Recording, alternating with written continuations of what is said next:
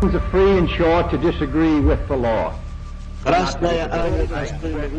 bandos enfrentados, dos sistemas políticos incompatibles, líderes influyentes con inmenso poder. El mundo a punto de desvanecerse. Todo esto pasó hace poco en estos lugares.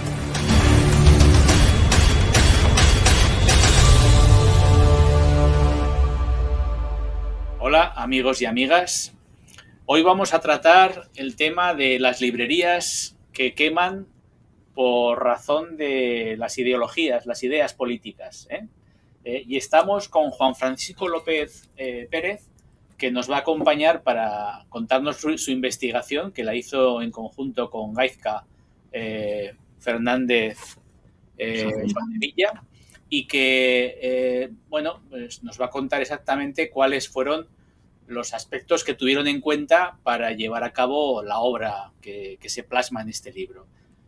Hola, Juan Francisco, ¿qué tal estás? Hola, buenas tardes. Muy bien, ¿qué tal? A ver. Muy bien, pues nada, encantado de tenerte aquí y que nos cuentes. Encantado de inaugurar esta conversación, Muy esta bien. Colaboración, que espero que sea interesante para tus oyentes. Muy bien. Juan Francisco López Pérez es licenciado en Geografía e Historia por la Universidad Complutense de Madrid, ha realizado estudios de historia local, es coautor de Piedrabuena y su entorno, arte, antropología y espacios naturales. También colaboró como documentalista en el blog In Memoriam de María José Grech sobre las víctimas de ETA, y en la actualidad publicó artículos de investigación acerca de esta temática en La Tribuna del País Vasco y desarrolla el proyecto Terrorismo y Violencia Política en España, 1960-1992. Coordina también el libro 11M, la historia oficial. Bueno, no sé si quieres añadir algo más sobre lo que es tu perfil. No mucho más. Mi especialidad fundamentalmente es la historia contemporánea, la historia de este siglo, del siglo XX, y lo relativo sobre todo al terrorismo y la violencia política. Muy bien. Es un tema que empecé a estudiar, pues bueno, muy joven. Al fin y al cabo, yo viví, ya tengo mis años, ya tengo 61 años, mi adolescencia coincidió con lo más duro de los años de plomo, lo que son los 1977, 78, entonces era un momento en el cual los atentados eran constantes y esa situación, que además en Madrid sería una situación en la que, además de que había aquí atentados, había mucho desconocimiento real de lo que estaba pasando en el País Vasco, porque la información, claro, llegaba muy mediatizada por los periódicos de Madrid, no reflejaban exactamente lo que estaba ocurriendo, y eso me generó mucha curiosidad. También había otra situación. Había muy pocos libros, o sea, la producción bibliográfica en esos finales de los 70 y primeros 80 es escasísima, y además muy rutinaria y con relativamente poco interés, porque era muy parcial a favor de las tesis de los proterroristas, de gente de izquierda revolucionaria, o muy parcial desde el otro lado, aunque había menos libros desde este otro lado, y faltaba. En ese ambiente, para mí fue muy importante el libro de Gregorio Morán, Los españoles que dejaron de serlo, que cuenta el problema vasco ya de una manera muy distinta, lo cuenta desde dentro, porque él estuvo allí, acudió allí, que saca otros enfoques de vista, y a partir de ahí, pues bueno, me enganché con el tema. Y muy joven, con 18 años, inicié lo que es el proyecto de terrorismo y violencia política, aunque entonces todavía no era consciente de que lo había iniciado. Empecé a ir a la hemeroteca para ver el inicio de todo. Y empecé a coger a través de la prensa de entonces, del diario ABC, pues desde 1960 para adelante, de forma sistemática. Yo creo que uno de los éxitos de este proyecto, y yo creo que de la aportación diferente, es que por primera vez se hace un estudio global de toda la violencia política, no solamente del aspecto terrorista, que es el que normalmente, por ejemplo, se ve en los informes policiales y en muchos aspectos, aquello que está organizado por las bandas estructuradas, una banda armada con sus jerarquías, lo que señala nuestra jurisprudencia y nuestras leyes, que tenga su jerarquía, que tenga unos objetivos concretos y determinados, que tenga su estructura, sino lo que luego posteriormente le hemos llamado popularmente la cale borroca, así como otras formas de terrorismo, de violencia que tiene unos bordes, unos márgenes un poco confusos entre lo que es la causa política e incluso otros tipos sociales. Y entonces, eso que empezó entonces, pues allá por 1981-82, en 1982 ha ido creciendo y creciendo, y sobre todo ha tenido un gran impulso con Internet, el hecho de poder acceder a las hemerotecas directamente a periódicos, no todos desgraciadamente, pero sí a periódicos importantes como ABC, La Vanguardia, La Gaceta del Norte, Diario Vasco, La Voz de España. Con esos periódicos he ido desarrollando este proyecto de poner en un solo repositorio todos los actos de violencia y también las noticias y los datos más relacionados con ella. Muy bien. Como dice el libro, pues por estas páginas desfilan radicales de toda índole que se dedicaron a odiar, amenazar, pintar, asaltar, destruir, disparar y quemar libros y librerías, así como salas de cine y otras manifestaciones culturales. Bueno, cuéntanos un poquito a propósito de la metodología con la que hicisteis este libro, Pues el alcance de la investigación. Sí, yo ya tenía esta documentación. En su momento la doné a lo que es el Memorial de Víctimas del Terrorismo para que lo utilizaran. Estamos hablando de más de 4.000 folios en letra del 9, pequeños, donde se recoge sistemáticamente todo, no solamente los actos terroristas, sino, como he comentado, el carácter sistemático. Y lo que llegó un momento determinado que Gaisca me comentó, pues eso, que había visto algo relativo a las librerías, él no le sonaba mucho el tema, me comenta, le digo yo, pues ahí tengo yo, porque había ya recogido muchísimos casos de la prensa, porque sí aparecían bastantes casos en la prensa recogidos, y a partir de ahí se inició. ¿Por qué también? Es que no se había publicado ninguna monografía sobre el tema.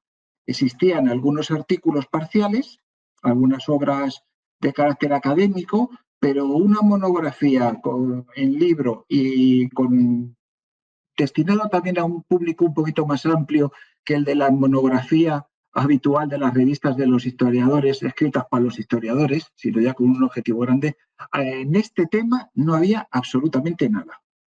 Y a partir de ahí, pues iniciamos ya la colaboración, lo que era la recopilación de hechos, y como suelen ocurrir estas cosas, empezaron las sorpresas, porque al recopilar, yo al tenerlo todo en un único repositorio, claro, buscas por librerías y te empiezan a aparecer los casos de la extrema derecha que popularmente ya estaban olvidados. O sea, la gente a nivel popular, obviamente, ya después de 40 años casi nadie se acordaba, e incluso los propios historiadores, por ser un asunto meramente marginal y sin importancia. Claro, pero te das cuenta que luego termina la extrema derecha y empiezan a aparecer casos en los que es ETA, e incluso puntualmente algunos de la extrema izquierda, que han realizado también acciones contra estos establecimientos y contra el mundo de la cultura. Muy bien. ¿Cuáles han sido las fuentes principales que habéis manejado? La fuente principal ha sido, por un lado, las fuentes hemerográficas, que son lo que es la hemeroteca, los libros, todo ABC hasta el 93, el Diario Vasco, la Gaceta del Norte, y luego puntualmente La Vanguardia. La Vanguardia también es muy importante, hasta el 76. Está hasta el 76. Esa es una parte que estoy ahora trabajando. lo que es a partir del 77 en adelante, 76-77, para mejorar lo que había. Claro, pero es que cuando se inició el tema no estaba el Internet. Ahora, pues claro, esa primera parte que estaba más corta, más recogida, ya se ha aumentado y lo voy aumentando y lo voy mejorando ya con las posibilidades que nos ofrece ahora Internet. Y luego, no solamente las fuentes hemerográficas, que son cortas, que son una parte sustancial de la columna vertebral, pero se ha complementado con testigos, libreros de la época, las pocas referencias que hemos encontrado en artículos, en algunos libros también hay referencias a hechos así, y alguna cosa así más suelta, pero fundamentalmente ha sido eso, el bibliográfico y los testimonios, porque eso sí que han sido muy útiles, los testimonios de libreros que vivieron aquello. Algunas memorias, por ejemplo, las memorias de Ernesto Milá de la extrema derecha y de algún otro autor de extrema derecha que lo vio desde el otro punto de vista, también son interesantes. Claro, porque estamos en la Guerra Fría, este es un canal que trata sobre la Guerra Fría y de alguna manera pues lo que pasaba en España es que había gente que le molestaba que se publicasen obras de Marx o obras relacionadas con el marxismo, exactamente igual que había gente que le molestaba que hubiera, pues yo que sé, obras sobre Hitler y las ideas de extrema derecha en los escaparates de las librerías. Bien, hacéis una distinción entre los distintos tipos de violencia política. Háblame un poco, Juan Francisco, de esta distinción. Sí. Mira, lo que es el terrorismo, que en España lo asociamos normalmente a ETA, pero no solamente es ETA, o los grupos islamistas que han actuado, que también es Grapo, Terra Iure, es cuando hay una organización. Ahí el aspecto clave es que existe una organización relativamente amplia o muy amplia, estructurada y jerarquizada, donde hay unos jefes, unos responsables, que dan órdenes a los inferiores. Estos normalmente son los que tienen más capacidad organizativa, de elegir objetivos y sobre todo de medios, porque para organizar un grupo terrorista sobre todo se necesita dinero, se puede conseguir mediante la extorsión o mediante atracos y luego sobre todo conseguir armas. Las armas se conseguían en el mercado negro, robos y también ETA va a ir un paso más allá y las va a autofabricar. Como las famosas SUSTI, como las SUSTI que clonaron de los israelíes, las clonaban y tenían unas máquinas. Esto es, para que nos hagamos una idea, es algo muy estructurado, muy organizado. Luego tenemos lo que es la violencia de baja intensidad, donde podríamos hablar más bien aquí de grupos autónomos, de jóvenes, generalmente son jóvenes, que siguen una serie de principios ideológicos de carácter general, pero ellos van a actuar contra esos objetivos que están señalados desde sus padres entre arriba, ya sea un aspecto políticos, ya sean padres políticos, ya sean los grupos terroristas afines, que van a actuar ellos directamente y con continuidad. Aquí el material que vamos a usar es mucho más sencillo, pero los cócteles Molotov son piedras, en ocasiones es que directamente piedras, objetos metálicos, o sea, es una violencia mucho más pedestre, pero más improvisada tampoco, es que están entre medias. No hay una improvisación, en ocasiones puntualmente pueden hacer acciones, pero normalmente van a utilizar ese tipo de materiales más sencillos, cócteles Molotov, piedras, pintura, la pintura para la amenaza, porque pasa con los libreros o pasaba por ejemplo, con un concejal constitucionalista en el País Vasco. El que te pintaran la puerta de casa, pues ya era o la puerta de la tienda, o la puerta de la librería, ya era algo que atemorizaba, ya era algo que infundía miedo, porque el objetivo de estos grupos es obviamente generar miedo. Y el hecho, y en estos, durante muchísimos años no se les dio importancia, se ve muy bien en el tema de los casos contra las librerías, que fíjate que no dando importancia, pero cuando entras ahora a ver la documentación original, cuando ves la documentación original, ves las referencias de los libros, te das cuenta el impacto brutal que tuvo sobre esta gente, como el impacto brutal que tuvo la Kale Borroka en el País Vasco sobre los constitucionalistas o los nacionalistas moderados que se oponían a ETA. Tuvo era el miedo del vecino, porque tú sabías que el que atentaba no era uno que venía de lejos y que te vigilaba y que había un comando. No, no, es que es el vecino, es el hijo del panadero el que a lo mejor te haga eso, que sabes tú que tiene una cosa, pues te preguntas, si no será ese el que me ha pintado la puerta de casa, o no será ese el que me ha pinchado las ruedas del coche. Y en este estudio se ha visto muy bien ese tipo de terror, de violencia de baja intensidad, los efectos que tenía, porque la mayor parte de los atentados fueron realizados por estos. Hubo muy pocos realizados por grupos terroristas. Y luego está la violencia oportunista o espuria, que es la acción impulsiva.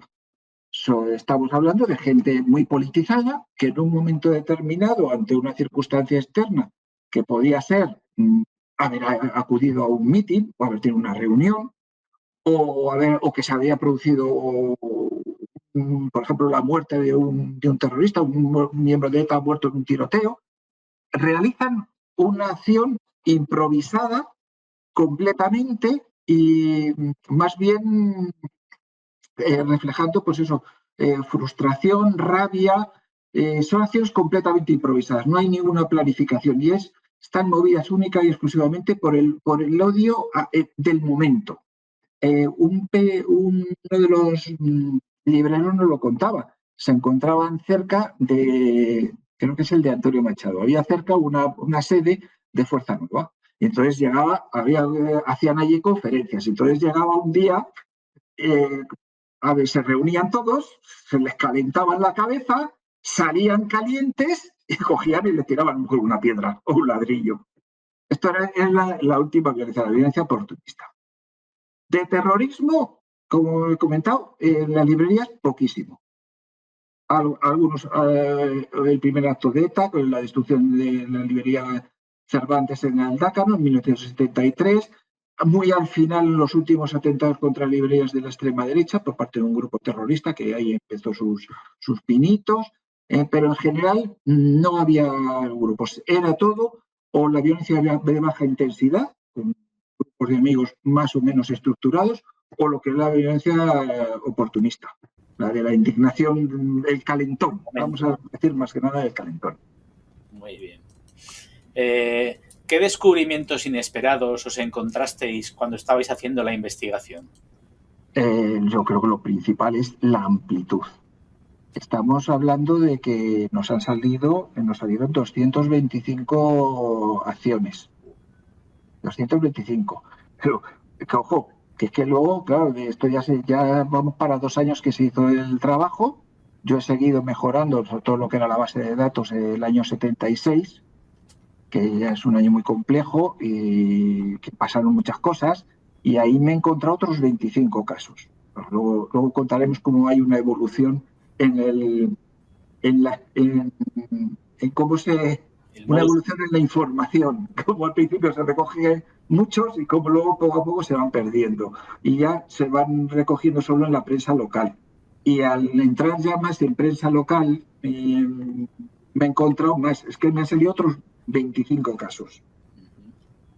O sea que estamos hablando pues de más de 225, pero ojo, luego hablas con los libreros. Entonces cuando hablas con los libreros, como este de Santander, el de la librería de Santander de Puntal, es que te cuenta que en realidad ellos al final era ya de puro aburrimiento denunciaban muy pocos casos, porque al principio denunciaban, pero como no pasaba nada, ya terminaban por no denunciar. Y creo que había uno que nos dijo que había tenido más de 12 atentados, y claro, miran lo que salió en prensa y salían 3. Con lo cual, podemos hablar de más de 200, yo creo que el más del doble de los 250 localizados. Acciones, claro, estas que no se recogen son un poquito menos violentas, fundamentalmente serían pintadas, daños menores, daños de carácter muy menor, porque claro, ya cuando te rompían las lunas y los escaparates, ahí obviamente había más, ahí ya estaban más obligados a denunciar. Claro. Pero eso es lo importante, la amplitud. De ellos más del 90%, el 90% son de la extrema derecha. Muy bien. Háblanos también un poquito de la dimensión política de estas acciones, ¿no? ¿Qué simbolismo solían tener, el mensaje que solían emitir, los efectos en la crisis y, por último, el fracaso de la ultraderecha? Sí, aquí vamos a centrar, como la gran mayoría son de la extrema derecha, luego yo creo que al final podemos hablar del caso de ETA y la izquierda abertzale, que ya tiene sus matices.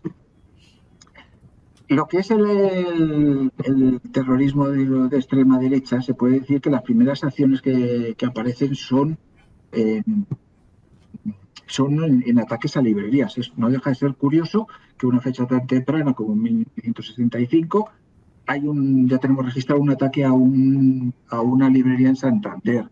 En el año 67 atacan la librería Capuchinos en Barcelona, y en el 70 aparece otro ataque, tenemos registrado otro contra la librería PPO, que era un tema tipo obrero, pero de curas, también en Barcelona.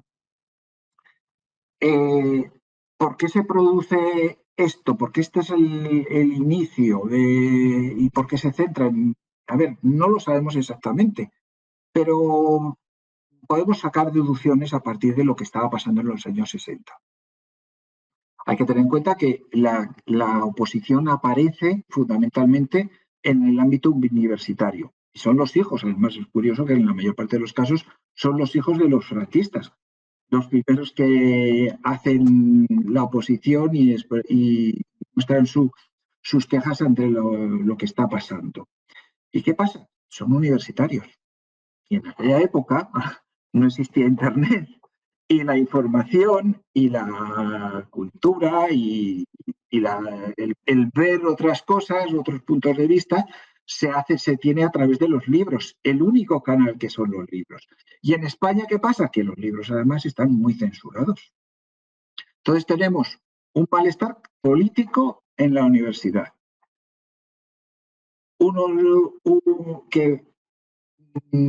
Con gente que se nutre a través de los libros. Los libros, ¿dónde se tienen? Se pueden conseguir en librerías. Resulta que las librerías van a ser foco de contrabando de libros prohibidos. Y esto enseguida todo el mundo lo sabía. Hay uno de los libreros nos cuenta la anécdota de que un día le llega el comisario y le dice, de la ciudad, y le dice: mira, déjate de películas, que yo me sé que tú estás contrabandeando libros. Quiero que me traigas este y este. O sea, el propio comisario que le pedía que le trajera. Cuentan todos que era muy habitual que pasaran los policías, que miraran, les hacían abrir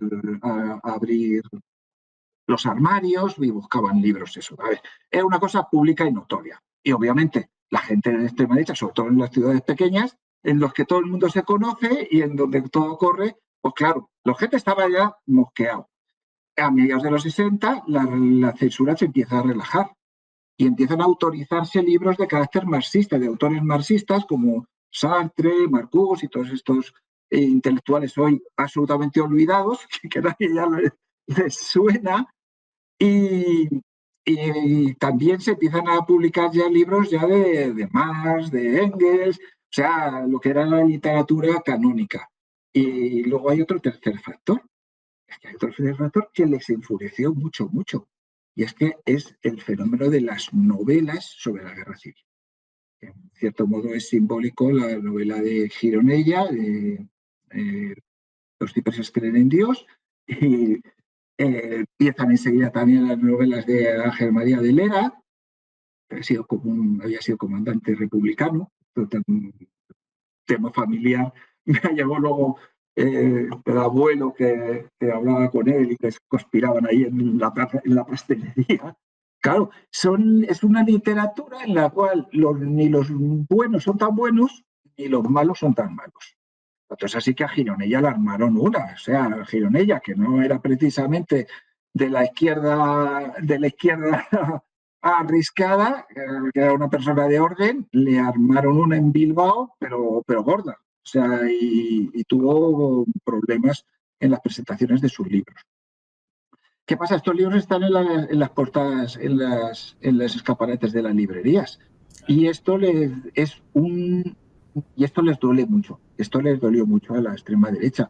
Porque, claro, estaban ya mosqueados con los tecnócratas y los cambios que van haciendo en el país. Y las librerías, en cierto modo, visibilizan el cambio.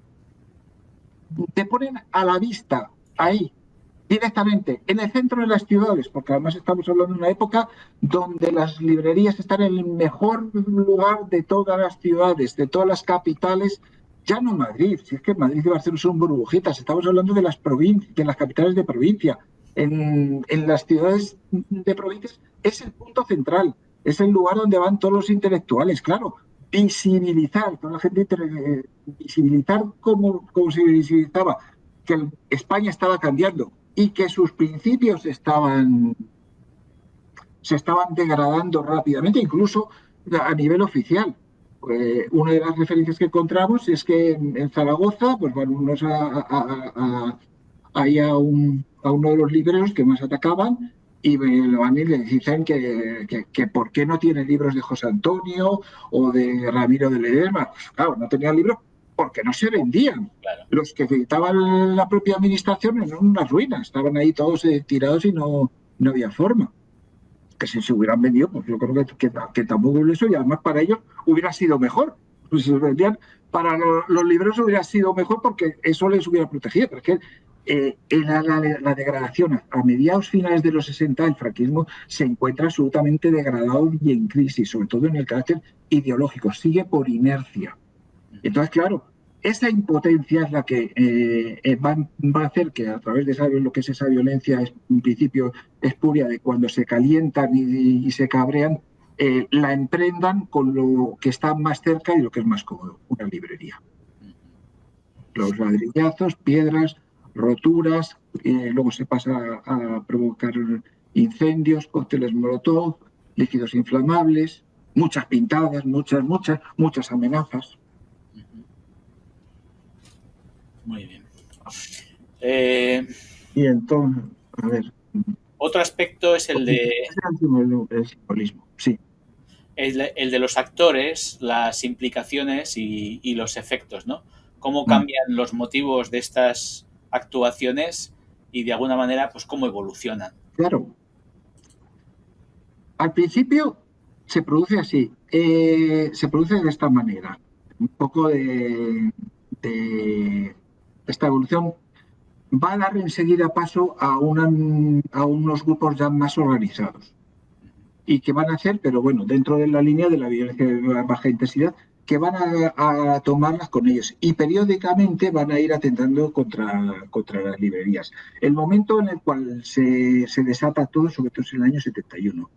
Es cuando empieza a acelerarse el proceso, empiezan a producirse cada vez más, va a ir creciendo hasta 1974, 75, quizás el 76 sea el año, con los últimos descubrimientos va a ser que el 76 quizá el año más fuerte. Esto ha sido posterior, como he comentado antes, a cuando elaboramos el libro. Y van a ir increciendo y sobre todo van a ir siendo cada vez más graves. Con el tema de cuando ya entra el fuego, cuando estamos hablando de que a un librero le quemas la oficina, le quemas la librería, y es que es unas pérdidas enormes, con los problemas que nos ha comentado que tenían con los seguros, porque claro, los seguros decían acto político, nada. Yo no, lo que dicen los seguros, además si miren ustedes los seguros, todos dicen que los actos políticos, nada, se lavaban las manos, aunque fueran no tener la quema en la oficina en la reiteración. Claro, esto va aumentando progresivamente. ¿Y qué pasa? Tenemos ya constancias, memorias de gente de extrema derecha, que el hecho de que se recogiera en la prensa les animaba y les llevaba, les subía de moral. Y es un incentivo, ¿no? Para una claro, persona que está luchando por ciertas ideas, pues que se recoja esto en la prensa. sí, sí, les animaba mucho y claro, ahí va a llegar un poco la crisis de este tipo de acciones. Llega un momento en un país en el que de pronto empiezan a morir gente a partir del 77, están muriendo prácticamente por atentados de unos, de otros y de los de más allá. Están muriendo prácticamente todas las semanas, hay 1 o 2 muertos, y en el año 80 ya que aquello ya se dispara, y creo que eran, me parece, la media de 1 cada 5 días. ¿Qué efectos tuvo en los partidos de ultraderecha? Para mí es, vamos, no le hemos llegado a poner expresamente en el libro, pero para mí, lo digo yo ya como carácter personal, fueron devastadores este tipo de acciones. Para la ultraderecha fue una de las causas de su crisis y de que no levantara la cabeza. Seguimos entonces. A ver, ¿dónde nos hemos quedado? Estabas hablando... Sí, los medios. Sí. Pues eso, los medios. Sí, que incentivaba a los terroristas el hecho de que los periódicos... Claro. Cuando la violencia ya se dispara en los años a finales de los 70, por un lado, lo que son los grupos de carácter más improvisados les deja de tener interés, dejan de actuar cada vez menos, siempre van actuando cada vez menos, es un declive, un lento declive. Y luego, por otro lado, los grupos terroristas que tenían la voluntad terrorista de crear grupos ya más organizados, van a empezar, curiosamente, van a empezar con acciones ya de terroristas con bombas, ya poniendo bombas en librerías en los años 77, 78, y luego ya lo van a dejar.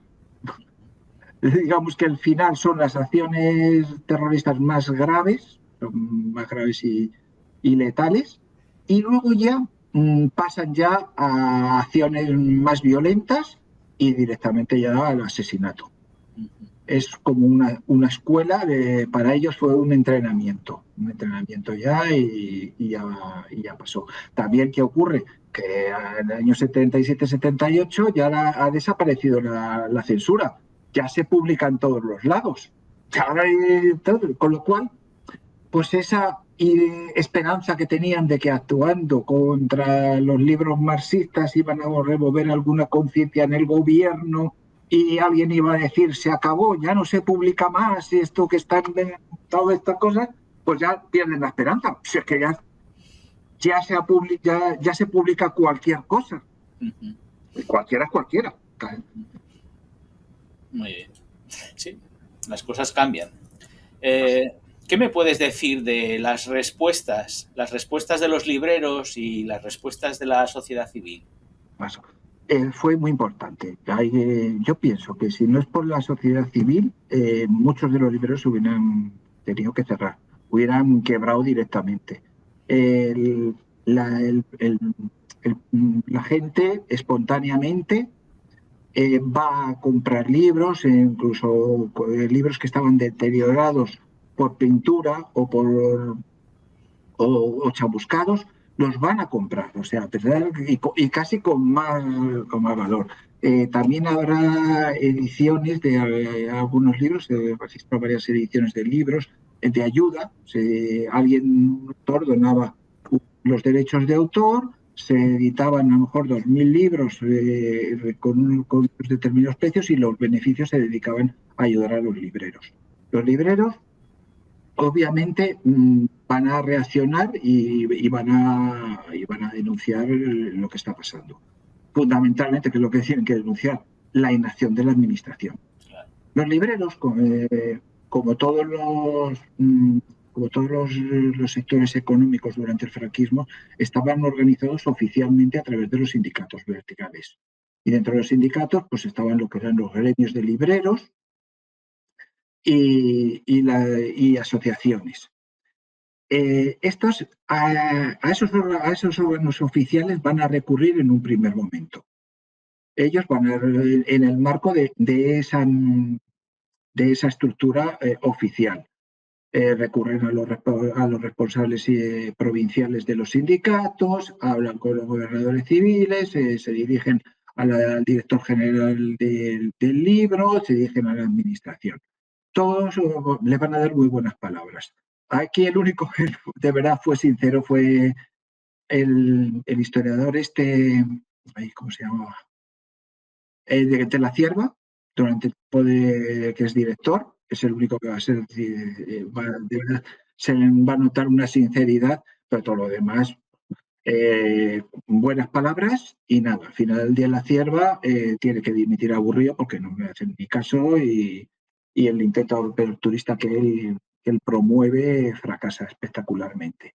Entonces, ¿qué se va notando a lo largo de los años? Se va notando cada vez menos recursos con las estructuras oficiales, no terminan de romper con ellas. No, primero, claro, legalmente no pueden, pero van evolucionando a hacer las iniciativas ellos propios al margen, ya sean asambleas, ya sean reuniones, y a partir de mediados de 1976 asociaciones y entidades gremiales propias. No se han desmarcado de las oficiales, pero ya crean estructuras paralelas. Una de estas estructuras paralelas en el 29 de noviembre de 1976 va a generar una gran huelga de librerías ese día en Barcelona, que será seguida prácticamente por todos. Estas estructuras paralelas van a multiplicar sobre todo los contactos ya cuando llega la transición, a partir de 1975-1976, van a intensificar los contactos, van a intensificar las denuncias contra la administración, sobre todo por la inacción, porque entienden, con buen criterio, pues, naturalmente, que hay una inacción absoluta de la administración y de la policía. No hay apenas detenciones. Todos los actos se denuncian, llegan los policías, toman nota, pim, pam, y no. Claro, hay algún comunicado donde se dice expresamente: oiga, que estamos viendo que me están deteniendo a la gente de la ETA, que me están deteniendo a gente de extrema izquierda, que me queman un banco y a los pocos días me los detienen, y aquí no detienen a nadie. Prácticamente hasta el año 76, sobre todo en el 76, nos empiezan a producir ya algunas detenciones y nos empieza a ver un interés mayor. En Madrid y Barcelona, este año, en el año 76, entran dos gobernadores civiles nuevos, que son Luis María Juan José Rosón en Madrid y Sánchez Terán en Barcelona. Y que entonces pasa algo curiosísimo. Claro, los propios libreros lo dicen y dicen: oye, ¿cómo es posible? Se reúne con ellos y le dice: mira, que desde que estoy aquí no hay detención, no hay apenas atentados, no hay atentados. Claro, y dice: coño, pues ¿qué está pasando aquí? O sea, llegan los dos gobernadores civiles y no están atentados, pues es una señal de que se les estaba dejando antes. Y entonces, además, en el año 76, mientras en Madrid y Barcelona caen en picado las acciones, se multiplican en provincias medianas y pequeñas. En Huelva, hay uno en Huelva, fíjate, un atentado en Huelva, en Palencia, en Valladolid, en Santiago. O sea, se producen más acciones en otros sitios. Claro, la conclusión que sacaban es que había tolerancia y es que se permitía. Y efectivamente, había tolerancia y se permitía. Podemos hablar del motivo. ¿Por qué? Yo siempre he pensado que influía mucho que era el tema de la policía franquista.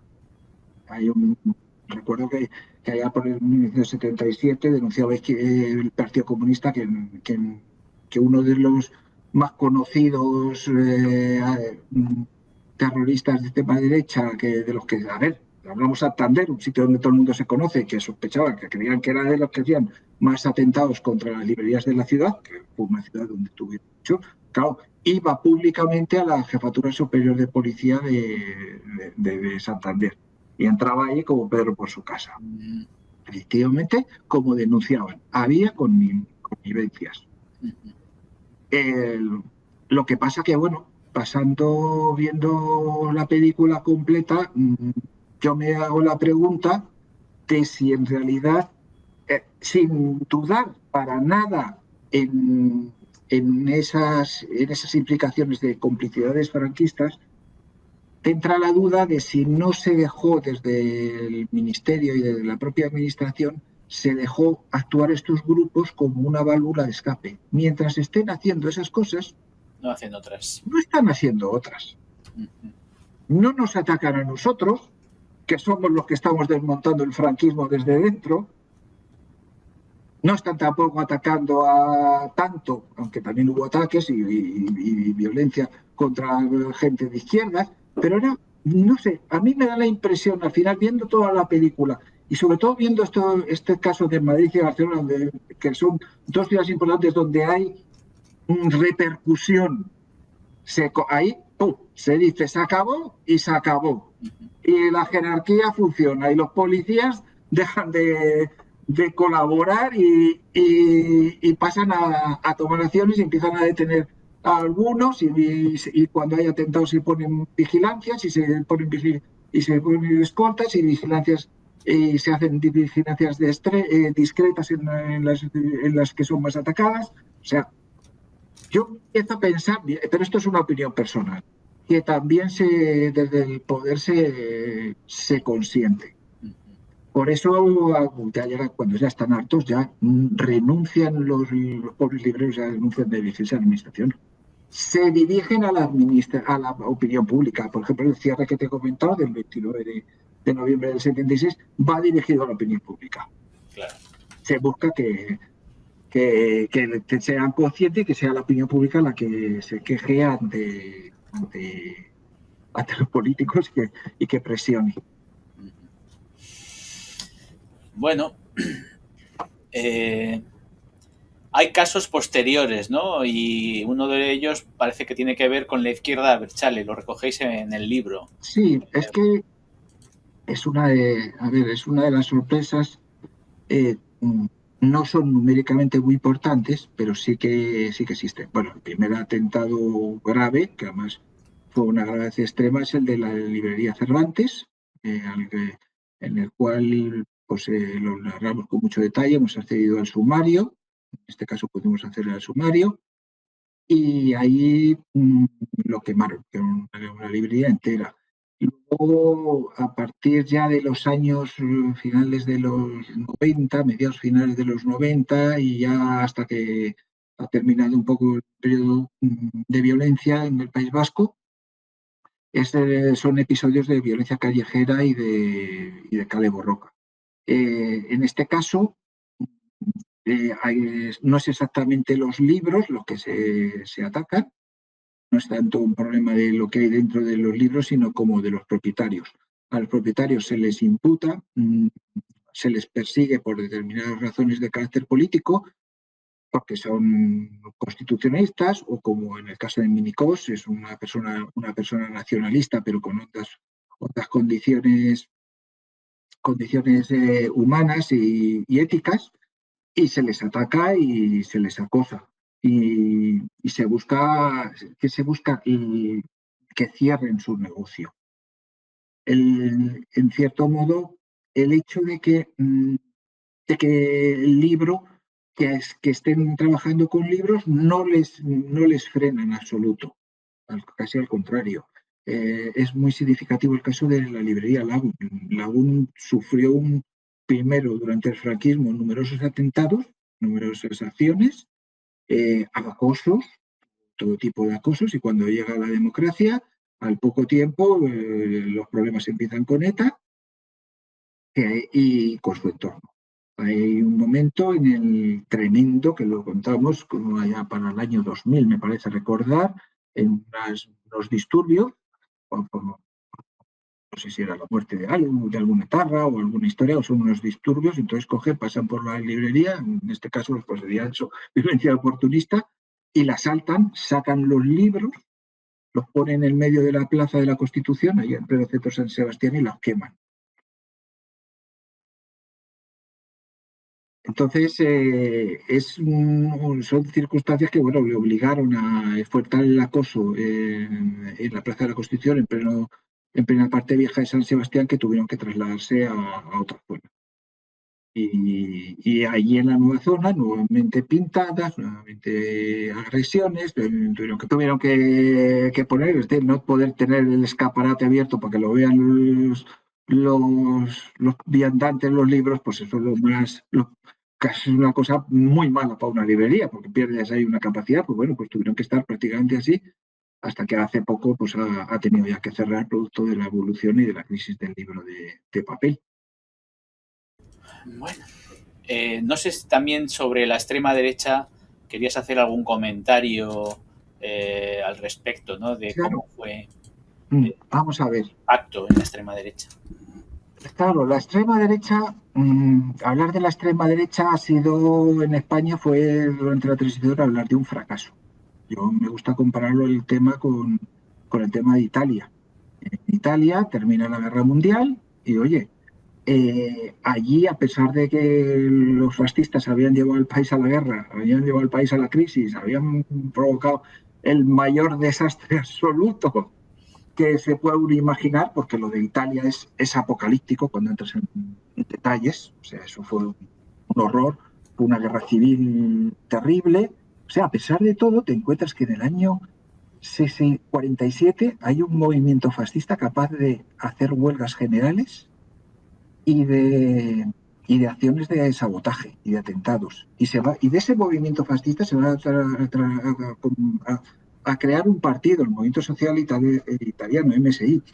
Y ese partido, ¿qué va a pasar? Va a ir evolucionando y va a ir aceptando las reglas de la democracia y se va a presentar en las elecciones y va a ir expulsando a los gente violenta. Es un proceso largo. Pero ya en 1970 se quitan las camisas negras, dice que se acabaron las camisas negras y se acabó el brazo en alto. Mientras Italia evoluciona, nuestra ultraderecha, que tiene contactos con los italianos, resulta que va a hacer casi la vía indirecta. Se van a negar completamente a todo, se van a cerrar las camisas, a las camisas azules, en este caso, a los brazos en alto, no van a hacer limpieza en el tema de la violencia, mientras otros van poco a poco arrinconando y expulsando. La nuestra, durante los años 60, primeros 70, tenemos unas referencias ahí de un mitin de Blas Piñar en San Sebastián, tremendo, dice unas cosas tremendas y claro, que automáticamente provocan atentados. O sea, mientras nuestra extrema derecha, que se personifica en Fuerza Nueva, va en el sentido, no dicen expresamente vamos a hacer eso, pero dan el marco mental que facilita y político que va a facilitar las acciones violentas. Esto será un desastre. Primero, porque los ataques contra las librerías no tuvieron en cuenta un aspecto básico de la sociología española, el prestigio social que tenía la lectura. Y eso era transversal. En los años 60, en los años 70, en los años 80 hay un enorme prestigio, siempre ha habido un prestigio por la lectura y por quien lee. Y esto era absoluto. Claro, era el peor objetivo que podías hacer, algo que unía a todo el mundo en los ataques contra la cultura. En segundo lugar, Fuerza Nueva era el Partido del Orden. Claro, si el Partido del Orden, por un lado, justifican, y ponemos testimonios, justifican atentados contra las librerías, justifican y toleran y no toman medidas contra los submilitantes cuando cogían y salían a la calle y se pegaban a opositores o unas veces les agredían, otras veces se pegaban con ellos, ya da igual, a la población le da igual ya si quien tuviera la culpa de la pelea. O sea, es que era un factor de desorden, de miedo, Una contradicción. Claro, de romper la situación normal en un momento que estaba bastante caliente. Entonces, en ese aspecto fue un desgaste enorme el que sufre la extrema derecha política. Pagaron un precio. No fue obviamente lo de la librería lo único, pero es parte de un contexto que hizo desagradable a un sector de la población que como digo, que España no es tan diferente de Italia ni es diferente de Francia. Un sector de la población que podía haber consolidado un proyecto político y ser, por lo que durante la transición fue el Partido Comunista de España, luego Izquierda Unida, un sector pues, pequeño, sus 8-10%, que va subiendo y bajando con estas cosas, pues todo eso se les destruye con este apelativo a la violencia. Y además ellos se dan cuenta en un momento determinado, porque es curioso, a partir de 1980 se dan cuenta y intentan desconectarse, echar marcha atrás, pero ya es tarde. Ya es tarde ya para cuando empiezan a expulsar, empiezan a hacer expulsiones de militantes, algo que no habían hecho nunca, y ya es tarde. Y entonces, dentro de eso, en las librerías es un jalón dentro de esa marcha a ninguna parte que realizaron y cómo se hundieron y llevó a, pues eso, a que no hubiera habido una alternativa política como existió en Italia en el MSI, que lo que son las cosas, hoy sus herederos los tenemos gobernando en Italia. Pues sí. Bueno, y para terminar, háblame un poco de la memoria que tienen estos hechos en la actualidad. Pues es curioso porque el libro este tuvo un eco en prensa increíble. En un tiempo en el que es muy raro que un libro, un ensayo, prácticamente llegue a los periódicos y que hagan entrevistas o que hagan recensiones, porque normalmente aquí los ensayos, los de un lado, pues a lo mejor sus periódicos los atienden, pero pocos, porque encima que esto de la literatura cada vez está peor. Conseguimos que prácticamente de todos los sectores políticos, medios de todas las sensibilidades se hicieran cargo. Y yo creo que era una novedad, era algo que era necesario recordar, que ha tenido un eco muy importante, que además ha coincidido coincidió con un contexto con todo lo que era la cultura de la cancelación, todas las polémicas de las censuras de unos, de los otros, y en ese aspecto el libro ha calado, su mensaje caló, su mensaje llegó, y bueno, ha servido pues eso para muchos recordar que lo que pensamos que está consolidado se puede perder. Se puede perder. Y que antiguamente, y que lo que hemos tenido y la situación de libertad de publicación que se ha tenido, no llegó fácilmente, hubo muchos frenos, hubo muchas dificultades, y oye, que es algo que tenemos que cuidar y que no podemos volver para atrás, que costó mucho el que de verdad se pudieran vender cualquiera, de unos, de otros, pudieran vender sus libros con normalidad. Costó. Bueno, pues a ver si es verdad y somos capaces de preservar este valor de la libertad y de la libertad de prensa, en este caso, de todas las ideologías. Bueno, no sé si lo sabes, pero nosotros somos un canal que le da también mucha importancia a los lugares, ¿no? Así que en este sentido nos gustaría hacer una visita contigo, si te parece bien, Sí. de algunos de las librerías que salen en vuestro libro y, bueno, comprobar cuál es el estado actual o por dónde estaban realmente ubicadas en las calles en las que ahora pues a lo mejor hay otros negocios y ver un poquito y hablar un poquito de lo que son los protagonistas de estas historias. Tenemos aquí, vamos a compartir.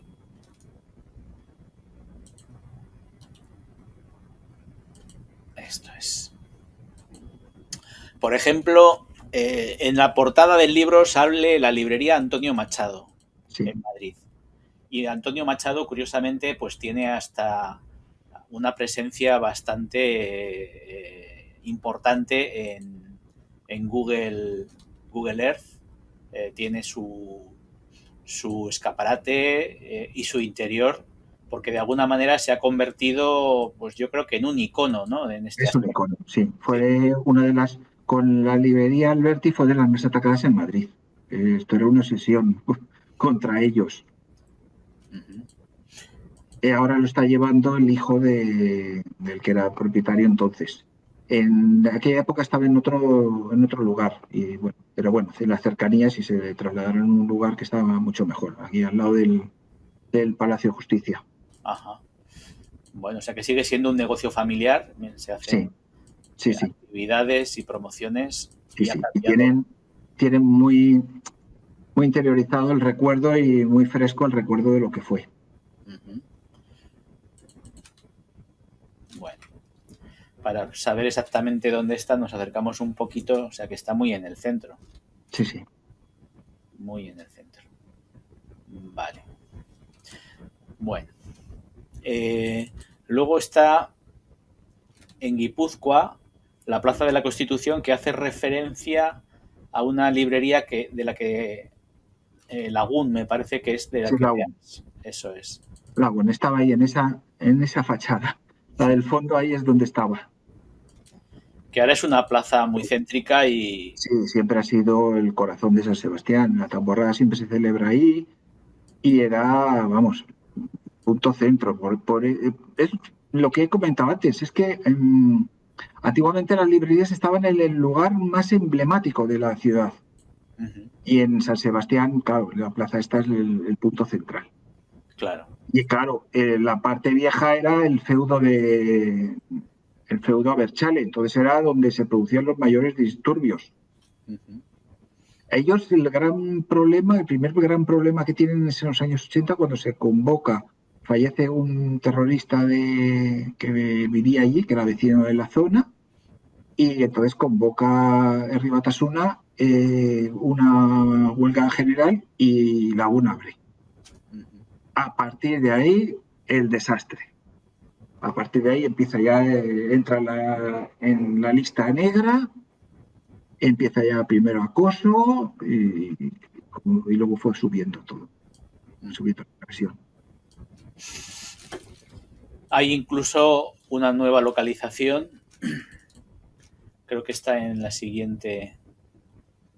Ah, no, esto es en la Plaza de la Constitución, cuando todavía estaba. Ahora ya no está en la Plaza de la Constitución, para que se vea un poco el diferente ambiente, ¿no? Por las mañanas muy lleno de furgonetas de reparto y Sí, por la tarde se llena de terrazas, ahora terraza, sí. muy, muy característico para hacer una visita y para disfrutar de la hostelería, ¿no? Y la nueva ubicación, que ya sale de la parte vieja y se va a una zona pues más Más tranquila. tranquila, eso es. Incluso pues cambian un poco el formato y se atreven a mostrar imágenes del interior, que es la calle Urdaneta. Aquí la vemos. No, ya, si nos fijamos, ya no es un lugar céntrico, ya es un lugar ya más. Sí. O sea, ahí se ve, pues eso, el éxito de los terroristas en el acoso. Sí. Como tuvieron acoso. No hay, vamos, yo creo que con esto que estás sacando se ve al golpe de vista cómo es un triunfo para los terroristas, para esta gente, el expulsarles de un lugar emblemático y central a un lugar mucho más marginal. Eso es. Bueno, y ya desaparecido, definitivamente. O sea que... Bueno, en Valencia también tenemos la librería 3 y 4. Vamos a hacer esa visita. En la calle Pérez Bayer. Y ya no existe tampoco. Ya no podemos ver la visita, simplemente la calle, ¿no? Que es una A ver, calle. Los atentados en Valencia tienen ahí un componente específico, propio, un poco diferente del resto. Y es que en Valencia es sobre todo está la polémica blavera. Si el valenciano es un idioma independiente o es un idioma o es la unidad del catalán o es el mismo catalán. Entonces, esto durante la época de la transición dio lugar a unos enfrentamientos muy violentos. Claro, porque trascendió al final el tema lingüístico y se convirtió, claro, en un tema ya político. Los catalanistas se ir hacia unos países catalanes, los blaveros van a adoptar posiciones fundamentalmente españolistas y va a hacer que haya numerosos atentados en la zona, pero relacionados con esta querella interna de Valencia, con este enfrentamiento de Valencia. No tanto como con las caracteres generales de los otros atentados en otros sitios, incluido Barcelona, Cataluña. Y Valencia van a seguir habiendo puntualmente acciones prácticamente hasta nuestros días contra librerías, por este motivo.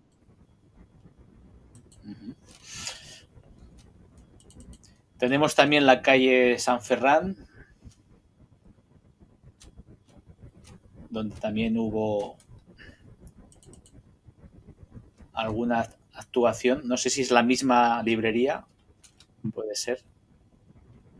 Porque se traslada de alguna manera a esta calle donde está el club de... Octubre. Sí. Sí, Octubre eran... La contemporánea, sí. Sí, puedes tener...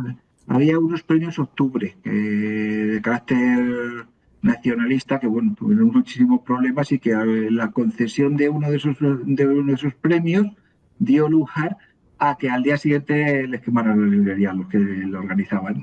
Sí.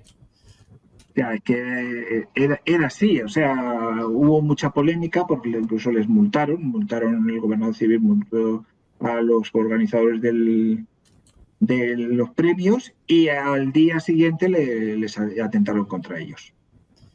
Y yo creo que al final se convirtió en una librería peculiar, ¿no? Con libros antiguos y modernos. El asilo del libro. No me suena eso. Bueno, pero van cambiando. También es que hay que reconocer que son muchos años y los negocios se tienen que adaptar a las realidades actuales. Claro.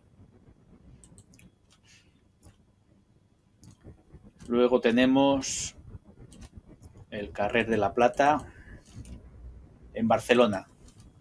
Carrer de la Plata. El taller de Picasso.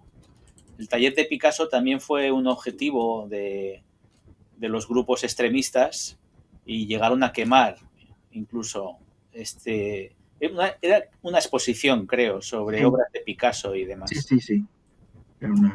Y aquí también... Barcelona tuvo muchos casos. El grupo de Barcelona de extrema derecha que había ahí organizado, pues prácticamente, yo creo que fue el más importante de España.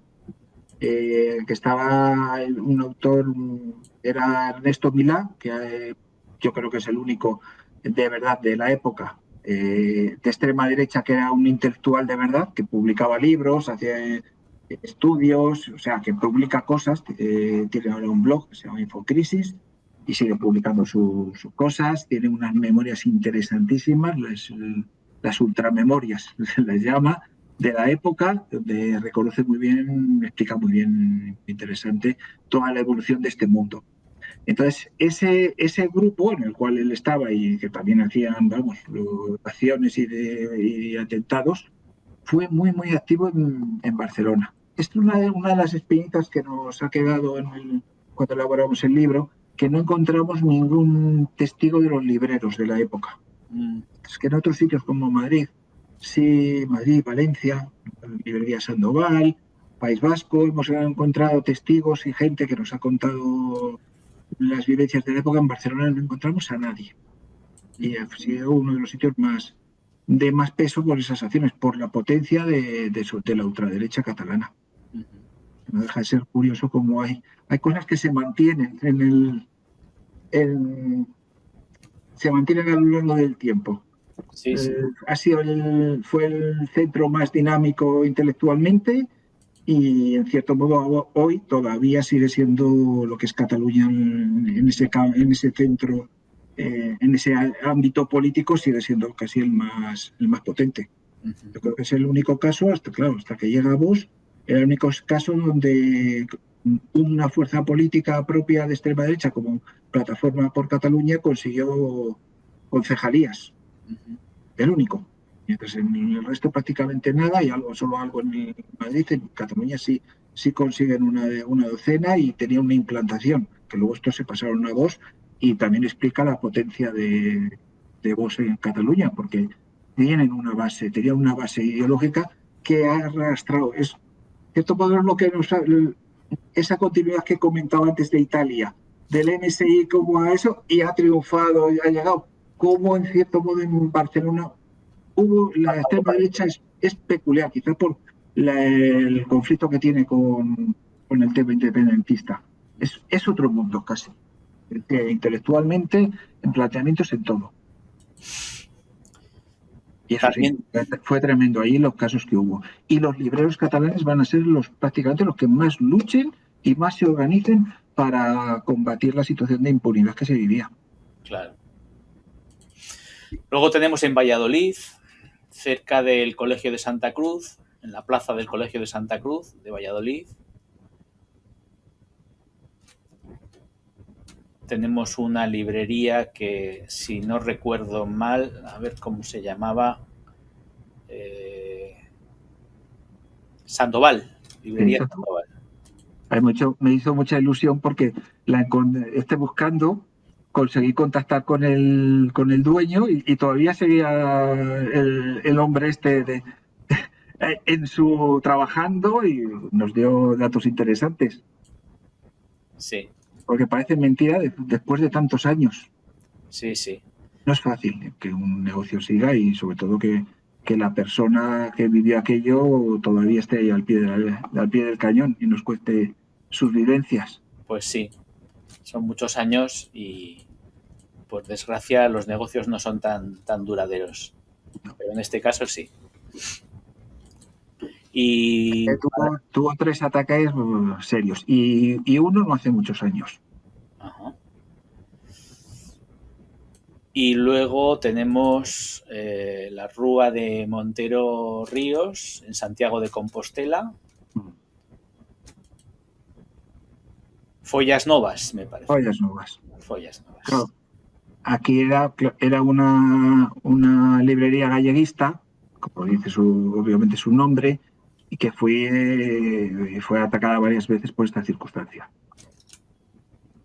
Y sigue también con la cabecera, librería Follas Novas.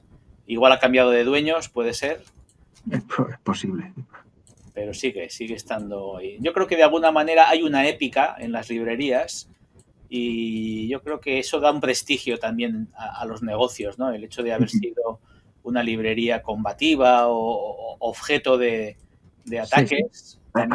Y en las ciudades pequeñas, claro, es que estamos acostumbrados a las ciudades grandes, y es que aquí perdemos la perspectiva. En las ciudades pequeñas la gente mayor sí lo recuerda perfectamente todos estos casos.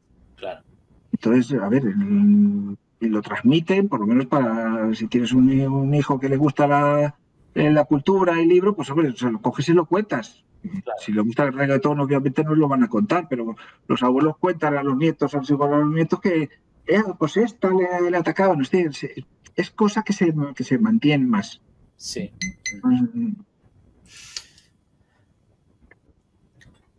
En la calle de Mejía Lequerica había una librería, ahora no tengo el nombre exactamente.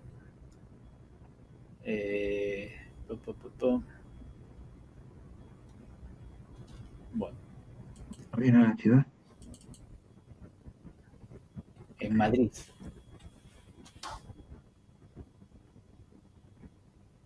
Ah, sí, sí. Esto tiene que ver...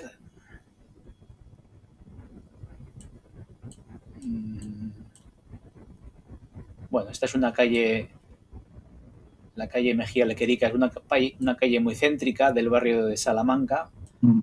y creo que estaba relacionado con la siguiente. La siguiente es un recuerdo a la Feria del Libro. Hay una escultura a Enrique Tierno Galván y es más o menos por la zona en la que se despliegan las casetas de la Feria del Libro. Es de alguna manera pues una forma de cerrar Sí. este aspecto, ¿no? La escultura de la Feria del Libro que hicieron los libreros en homenaje al alcalde Tierno Galván.